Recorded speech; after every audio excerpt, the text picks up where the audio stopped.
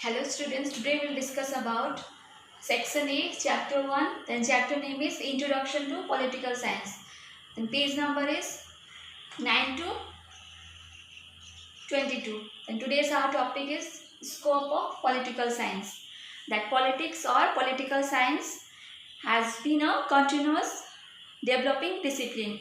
It has been growing, changing and developing in tunes with the change in the social, economic and political environment. And there are 5 major dimensions of political science. That first is political theory, second is comparative politics, third is international relation, and fourth is public administration, then fifth is political economy. We will discuss one by one. That first is political theory. That political theory is the first and foremost dimension of political science, because the study of politics always begins with the study of political theory and political thought. The concept of political theory extends the study of a large number of traditional as well as the modern concept, approaches and theories. And here, scope of political theory. That number one is study of state, then second is study of government. Then we have second dimension of political science, that is comparative politics. That comparative politics is the study of patterns of national government in the contemporary world. And scope of contemporary politics. That number one is all political structures, then second is functional studies. Then we have third dimension of political science, that is international relation. That international relations,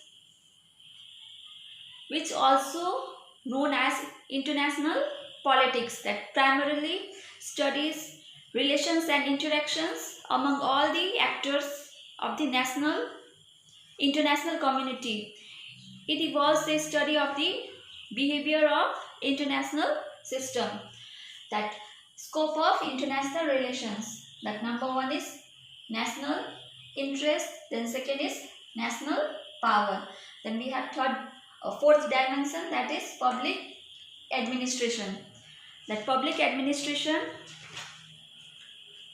is the process by which the policies of the government are carried out in society, and it is the system of executing public policies for formulating by a competent authority.